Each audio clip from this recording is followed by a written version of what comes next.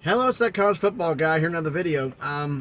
Curtains up because the sun is like right here, and when I put it in here, you see how my skin is. Picture the whole body looking like this. Yeah, you can't really. It's no.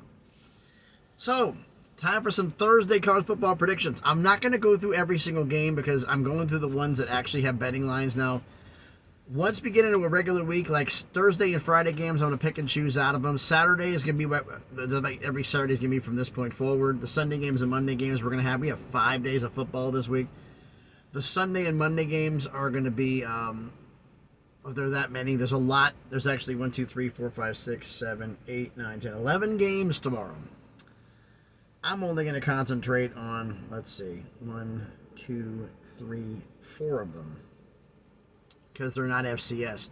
No betting lines are up for the FCS schools, and they should win all of them. The ones I'm not going to do review for, Elon at Wake Forest, not Elon Musk. Wake Forest should win that game. Rhode Island at Georgia State. Georgia State should win that game. South Dakota at Missouri. Missouri should win that one. Arkansas Pine Bluff at Tulsa. Tulsa should win that one. North Carolina A&T at UAB. UAB should win that one. And Southern Utah at Arizona State. That one actually might not be up in the air, but I think ASU will win that one. But the one I'm going to get on there we're talking about is actually ones who are got betting lines out. We'll start off with Kent State at UCF. UCF's first season in the Big 12. Kent State had a phenomenal offense last year, but their head coach, who was the offensive mind there, I believe is the one who ended up at Colorado becoming the offensive coordinator. UCF comes in at home as anywhere from a 36.5 to a 37.5 point favorite, depending upon where you look. This isn't really a match. I can get into all of the details about this, but it's not really the point. It's not really that competitive of a matchup. The only question is UCF going to cover? I'm a little leery because it's UCF, it's Gus Malzahn, they're going to score. But Kent State can light people up, and UCF did have defensive problems last year. So I'm going to pick UCF to win the game, but not to cover that 36.5. It's just too much. It's like the Navy game. I didn't have a problem doing that. Picking the Navy game. Picking Navy, the Notre Dame Navy game, picking Notre Dame to blow out Navy. I didn't like USC to win, but not cover for San Jose State. I was right on that one. All right, next one. NC State at UConn. This is Jim Mora's second year at UConn. Going up against NC State. NC State's a 14-point favorite on the road. For UConn, this game is important to prove they can actually do something, because if they ever want to get a shot at going into a Power 4 conference, I'm still getting used to saying that, a Power 4 conference, they're going to have to win this game, or at least be competitive, close, like 7 or less. But NC State just has too many weapons. I'm picking them to win this game and to cover. The next game, Nebraska at Minnesota. Minnesota 7-point favorite. PJ Fleck, with the distractions going on campus, this is Matt Rule's first game at Nebraska. Minnesota will only be a 7-point favorite. But there's a lot of new talent at Nebraska. And Minnesota, even with all the problems, is a lot more stable. So I got to pick Minnesota to win this game. And the main one, Florida at number 14, Utah.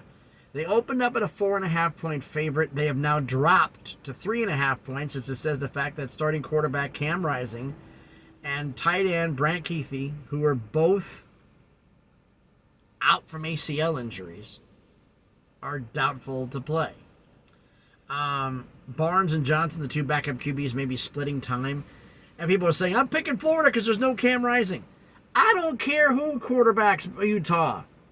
Did any of you watch the spring game? Florida spring game, which set college football back 100 years?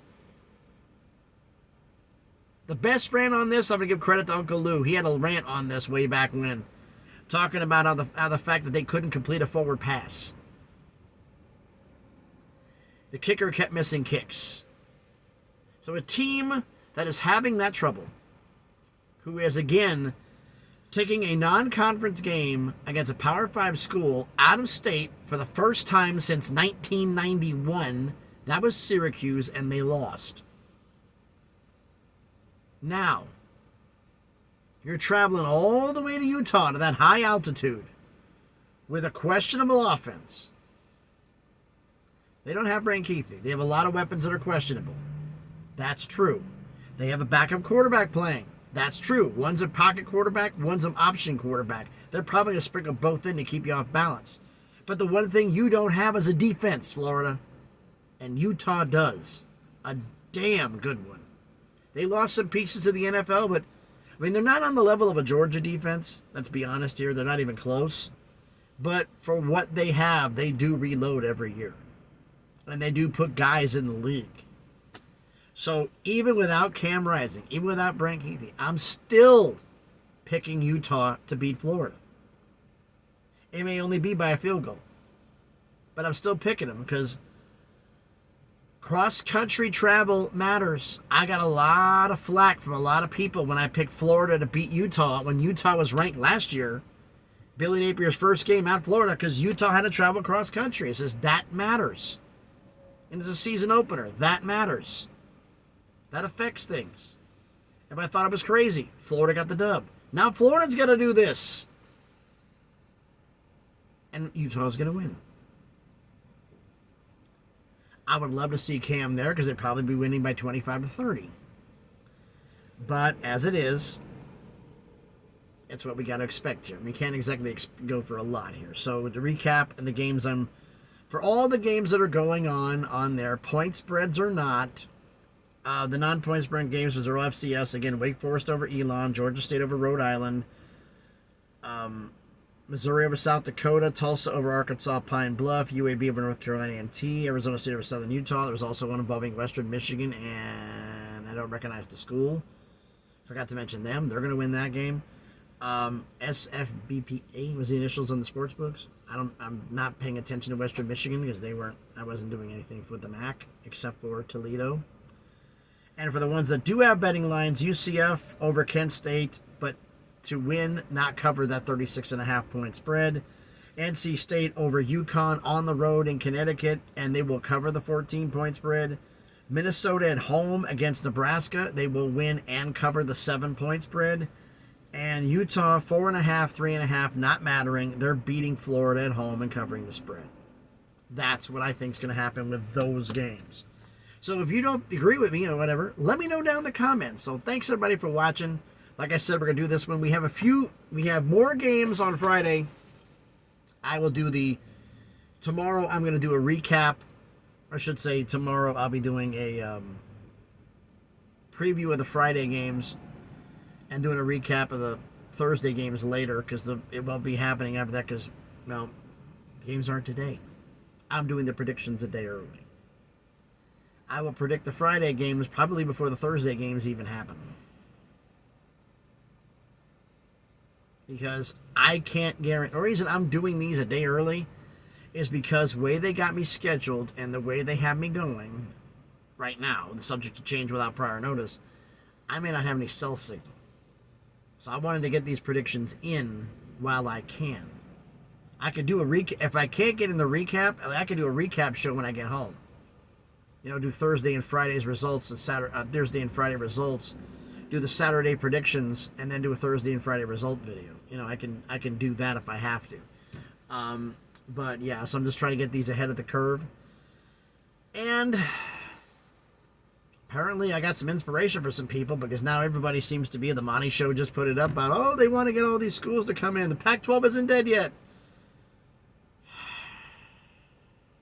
I just went through this tirade yesterday. I'm not going through it again. Let it go. Okay? Let it go.